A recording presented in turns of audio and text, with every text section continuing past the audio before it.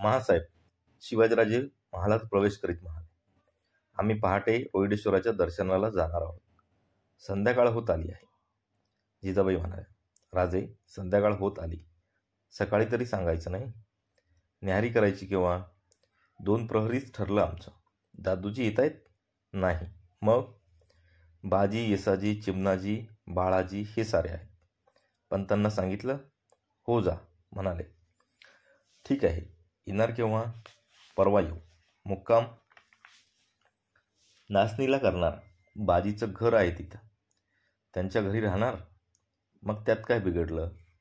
त्यासाठी म्हणत नाही मी. पण राजे, गरिबाचं घर. राजा घरी आला तर पार धुवून जातं. तुमची लोक अश्वपथक. मग नाचणीला स्वार सोडू, वर्दी देऊ. तोही गावाला भुर्दंडच ना. मग काळजी करू नका राजे, तुम्ही जरूर बाजीकडे उतरा. पण स्वारांचा शिदा आत्ताच रवाना करा. मी काढून द्यायला सांगते. स्वारांना रांधून द्यायला सांगा. शिवबा आनंदाने बाहेर गेले. आळंदी, जेजुरी यांसारखी ठिकाणे फिरायला राजांना फार आवडे. त्यातच रोहिडेश्वराची भर पडली होती. डोंगराच्या उंच माथ्यावर दाट जंगलात हे शंकराचे मंदिर होते. निसर्गाने नटलेल्या त्या मुलखाने शिवाजीच्या मनात ओढ निर्माण केली होती. रोहिडेश्वराच्या अनेक वेळच्या दर्शनात दादाजी, नर्स प्रभू ते यांसारखी मंडळी जिव्हाळ्याची बनली होती. भर दुपारची वेळ होती. असूनही रोहिडेश्वर असा शांत होता. गार वारा अंगात चैतन्य आणीत होता. समोर पसरलेल्या मावळात विलोभनीय वाटत होतं. शंभूचे दर्शन घेऊन सारे देवासमोर बसले होते. राजे काही बोलत नव्हते. चिमणाजी नरेकर म्हणाले, राजे, आज आपण बोलत नाही. काय बोलू चिमणाजी? नुसतं नावच राजे. मिरवणाऱ्यांना काही बोलता येत नाही, चालता येत नाही. कोण नावाचे राजे? आम्ही. दुसरे कोण? पहा, गुप्ते. सारा मुलूक कसा बेहोश पडल्यासारखा वाटतो. पूर्वी निजामशाही, आता आदिलशाही. पण मुलकात काही बदल नाही. शाही फौजा आल्या की त्यांनी मुलूक लुटायचे, आपला भरणा करायचा, किल्लेदारांनी त्यांचा हातभार लावायचा. आणि लोक तरी किती निर्लज्ज, हे सारं सहन करतात. बेचिराग झालेली गावं तिथंच उठवतात. बायकापोरी पळवून नेल्या तरी काही परिणाम नाही. राजे, ही कुणाला हौस ना आहे? येसाजी म्हणाला. परजा म्हणजे मेंढरागत, धनगर नाही, अशीच रानमोळी फिरायची. येसाजी, मावळी हाडाची ताकद मला माहीत आहे. सध्या काठीनं लांडगा झोपविणारे मावळे जर एक होतील तर काय राजे? तर काय सांगू? राजांची छाती रुंदावली. तर आमच्या दैवतानं असं डोंगरे कपारी दडावं लागणार नाही. बायका पाप्यांना मोकळ्या वावरायला अशी भीती वाटायची नाही. लोक कोण, राज्य कुणाचं? पण हे जमणार कसं? न जमायला काय झालं? हे जहागीर, देशमुख, पाटील, कुलकर्णी एक झाले तर केवढी प्रचंड ताकद वाढेल. विजापूरची ताकद कमी आहे होय? बाळाजीने शंका काढली. आहे ना, आम्ही बघून आलोय ती. उंटावरून शेळ्या हाकणारी जात बादशहाची. बाळाजी, रामाजवळ कोणाचं सैन्य होतं? रावण तपस्वी होता, योग सामर्थ्यवान होता, सिद्ध होता. पण त्याचा पराभव झाला ते कशानं? माकडांच्या मदतीनं. राक्षसांचा पराभव तो बळाच्या जोरावर नव्हता, निष्ठेवर होता. बाळाजी, आमच्याजवळ कमी आहे ती निष्ठा. बाळाला तोटा नाही. बोल राजा, सुभान म्हणाला. कानाला गोड वाटतंय बघ. हां, राजे हसले. सुभाना, हे सारे कीर्तनकार देवाचा पत्ता ठावठिकाणा सांगतात, म्हणून कुणाला देव सापडतो का रे? अरे, कीर्तन ऐकून देव सापडत नाही, आसमानीच सापडलाय, सुभाना म्हणाला. कुठं आहे? तूच आमचा देव. सुभाना म्हणाला. खुळा आहेच सुभाना, बोलून देव होत नसतात. मग काय करायचं सांग? अरे, तू हाक दिलीस तर सारा मावळ उठल. तुझं नाव मावळातल्या बायाबापट्यांना तोंडात बसलंय. देसाई, देशमुख, देशपांडे तुझ्या वाड्यांचा उंबरठा झिजवतात. ते काय उगीच? तसं नसतं तर रांजाच्या पाटलाचा हातपाय तोडलंस तेव्हा गप बसली नसती सारी. अरे, रांजा तुझ्या वाटेकडे डोळे लावून बसलाय. राजे उठत म्हणाले, चला. सुभाना, विचारांनी डोकं फिरायची पाळी आली. शंकराला दंडवत घालू, त्याला सांगू. त्याच्या मनात असेल तर सारं होऊन जाईल. नाचणीला यसाजी वाट पाहत असतील. नाचणी चिमुकले. 150-200 वस्तीचे गाव, डोंगराच्या कुशीत वसलेले. सारे गाव राजांची वाट पाहत होते. घोड्यांच्या टापांनी एवढेसे गाव भरून गेले. यसाजीची छाती अभिमानाने फुलून गेली. गावचे पाटील म्हणाले, राजे, यसाजीच्या पुण्याईनं आपले पाय गावाला लागले. वाड्यात चलावं. यसाजी आम्हाला घराबाहेर काढणार काय? तसं कसं होईल? पाटील, आम्ही या खेपेला यसाजीचे पाहुणे. पुढच्या खेपेला तुमच्याकडे येऊ. बसक्या घराच्या कोठ्यावर घोंगट्या पसरल्या होत्या. राजांनी पाय धुतले. ते कट्ट्यावर बसले.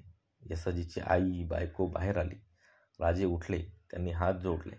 यसाजीच्या आईने पाय धरताच ते वाकले. म्हातारीला उठवीत ते म्हणाले, आई, यसाजी सुद्धा माझ्याहून मोठा. तुम्ही त्याच्या आई. जसा यसाजी तसा मी. तुम्ही आशीर्वाद द्यायचे.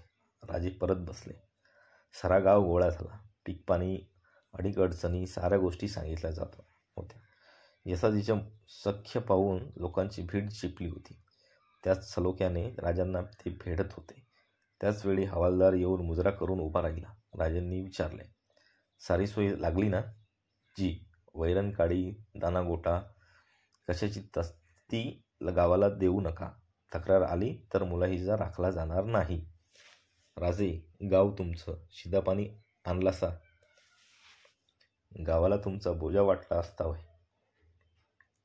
तसं नाही पाटील, आम्ही यसाजीचे पाहुणे आहोत, म्हणून आमच्या अश्वपथकाला भार यसाजीवर टाकणं खरं नाही. महासाहेबांनी आम्हाला सांगितलं आहे.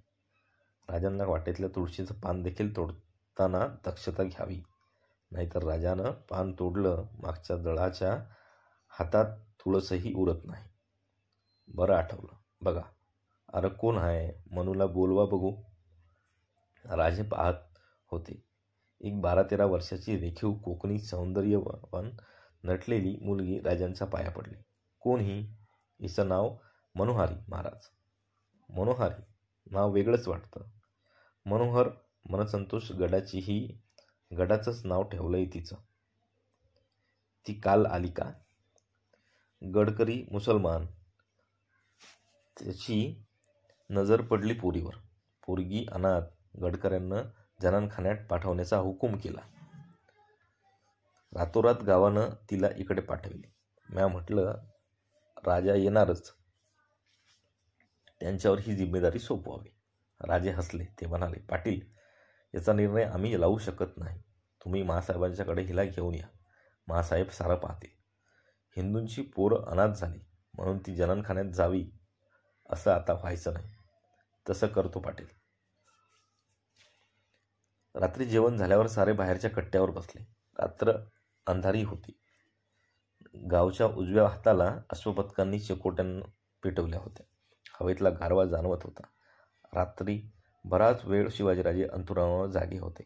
भल्या पहाटे शिवबांनी नाचणीचा निरोप घेतला. पुण्याकडे घोडदौड चालली होती. पक्ष्यांच्या थव्यांबरोबर शिवाजीचा जथा टापांचा आवाज करीत कूच करीत होता. पहाटेला रस्त्यावर चरायला बाहेर पडलेल्या रानकोंबड्या फडफडत होत्या. एखादी सांबार भरकन आडवे जात होते. कौतुकाने शिवाजीराजे हे सारे निसर्ग सौंदर्य पाहत होते. सूर्य उगवला. उन्हे डोंगरावर आली. डोंगराच्या वळणावर रस्ता सोडून आत गाव वसले होते. झोपड्यांनी सजलेले सह्याद्रीच्या कुशीतले एक घरटे गावाच्या वर डोंगराकडे माणसे गोळा करीत होते. राजांनी हात उंचावला. अश्वपथक थांबले. बाजी, गावचे लोक सकाळच्या वेळी कडेला का? बाजीने पाहिले. तो म्हणाला, कोणीतरी गेलं असेल. तसं वाटत नाही मला. अनेक लोक बोडके आहेत. चला पाहू. टापांच्या आवाजाने आधीच सावध माणसे अश्वपथक येताना पाहून भयभीत झाली. काही पांगले. गावाला वळसं घालून घोडी जवळ केली. राजे पाय उतार झाले. लोक पाया पडत होते. वाट देत होते. लोकांच्या मध्ये गाय पडली होती. तिच्या भोवती सारे गोळा झाले होते. राजांनी विचारले, काय झालं? मेलेल्या गायीवरून हात फिरवीत बसलेल्या म्हाताऱ्याने नजर वर केली.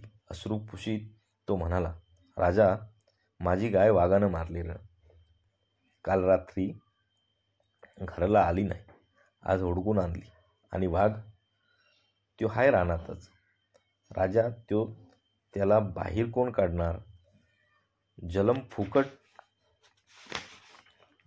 आमचा. राजा बादशाहीचं लोक येऊन पीक नेतात आणि रानचं राजं येऊन जनावरं नेतात.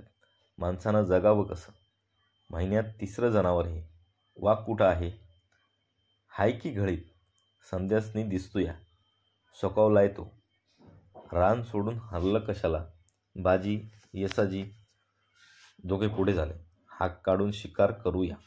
आमची बंदूक आहे. कसं? करूया की.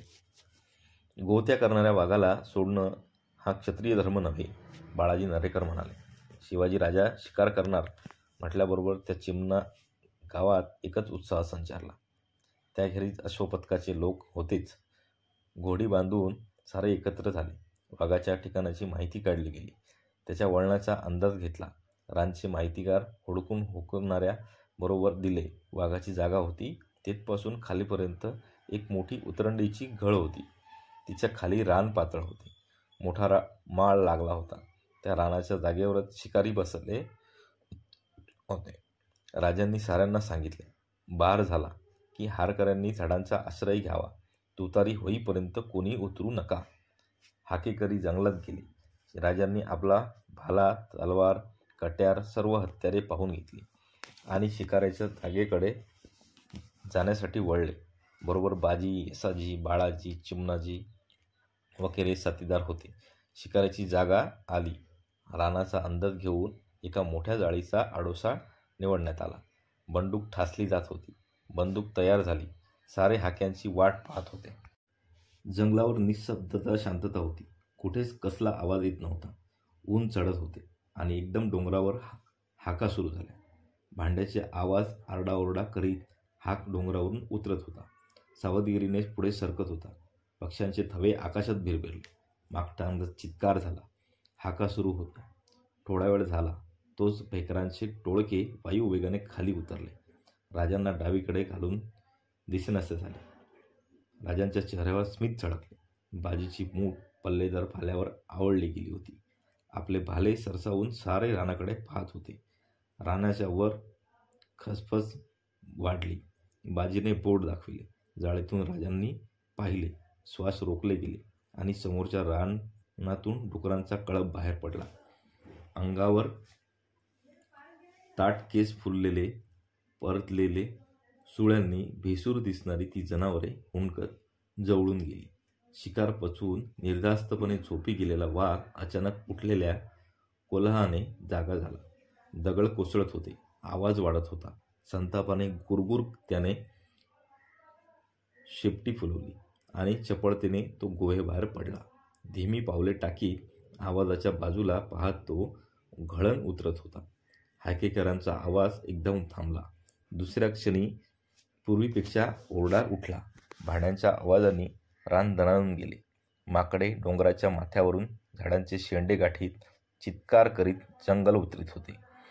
शेंड्यावरून माकडे दिसताच राजे म्हणाले, बाजी, वाघ येतोय. नजर न हलविता राजे रान निरखित होते. हाका जवळ येत होता आणि राजांना वाघाचे दर्शन झाले. ते अजस्र धूळ संतापाने शेपटी फडकावीत, पंजे रोवीत पुढे येत होते. उचलणाऱ्या पावलांबरोबर त्याच्या अंगाचे पट्टे सळकत होते. वाघ अगदी समोरच येत होता. राजांनी गुडघ्यावर हात टेकून बंदूक पेलली. जाळीतून नळीचे टोक पुढे सरकत होते. राजांनी नेम धरला. वाघ टप्प्यात येताच बार उडवला. बारापाठोपाठ वाघाच्या गर्जनेने सारे रान दणाणून गेले. बाराच्या दारूच्या धुरांडीने जाळी भरून गेली. सारे चुपचाप बसून होते. बार होताच हाकेकऱ्यांनी झाडे गाठली. राजांनी पाहिले. वाघ डरकाळ्या फोडीत जमिनीवर लोळत होता. दमला की धापत होता. चालण्याचा प्रयत्न करीत होता, पण त्याचा कणोठाच मोडला होता. हलके शक्य होत नव्हते. हे समजताच सारी ताकद लावून संतापाने उशी घेत होता. तोंडात आलेला दगड फोडीत होता. वाघाच्या थैमानात सारे रान थरथरत होते. बार लागला. बाजी म्हणाला. राजांनी दटावले. वाघाची गुरगुर थांबली. काळ्या कडांनी सजलेले पांढरे पोट धापत होते. राजे हळूच जाळीबाहेर आले. पाठोपाठ सारे होते. माझा भाला पण राजे, येसाजी कुजबुजला. माझी कैक झाल्यावरच गरज पडली तर फेक करा. चला. राजांनी भाला पेलला. जाळीबाहेर सारे आले. पडल्या जागेवरून वाघाने डोळे उघडले. अनर्थाला कारणीभूत झालेला शत्रू त्याच्याच रोखाने पुढे येत होता. वाघ गरजत उठला आणि त्या क्षणी राजांचा फाळ त्याच्या छातीत फसकन घुसला. तोंडाशी आलेली काठी दातांनी फोडीत असताना त्याची मान लटकी पडली. बाजीने फाळ उचलला. राजांनी याला थांबविले. वाघ मेला होता. सारे नजीक गेले. ते प्रचंड धूळ पाहत असताना येसाजी म्हणाला, वाघीण आहे. आणि आनंदाने बेहोश झालेल्या येसाजीने तुतारी उचलली.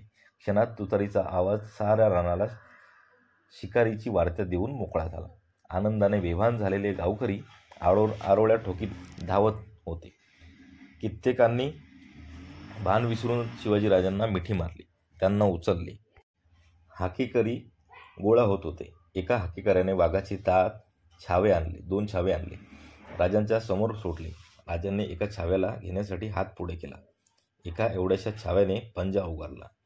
ठीस करून दात दाखविले. बळजबरीने छाव्याला कुरवाळीत राजे म्हणाले, या छाव्यांसाठीच एका जागी अडली होती. हवालदार, हे छावे बरोबर घ्या. आपल्या शिकारखान्यात शोभतील. एका म्हाताऱ्याने भराभर वाघाच्या मिशा उपटल्या आणि चकमक काढून जाळल्या. मिशी भारी विषारी असं समज म्हाताऱ्याचा ऊर भरून आला होता. पचकन वाघावर तो थुंकला आणि म्हणाला, शेराला सव्वा शेर एक ना एक दिवस भेटतोच. म्हाताऱ्याने राजाला हलू दिले नाही. थोड्याच वेळात गावातून करडी झिलीम आली. वाघाचे पाय वाशावर बांधले गेले. वाघ उचलला. 10 जण लागले. साऱ्यांनी उत्स्फूर्त आरोळी ठोकली. शिवाजी महाराज की जय. पाठोपाठ राजांना उचलले गेले. माणसांच्या खांद्यावरून राजांची मिरवणूक निघाली. संकोचून राजे पाहत होते. बाजी, येसाजी, चिमणाजी राजांकडे पाहून हसत होते. गावाचा निरोप घेत असता राजांनी विचारले, गावाचं नाव काय? म्हातारा म्हणाला, कुठलं गाव? वारीस सुधीक झालं नाही गाव करून, मग वाघमार नाव ठेवा.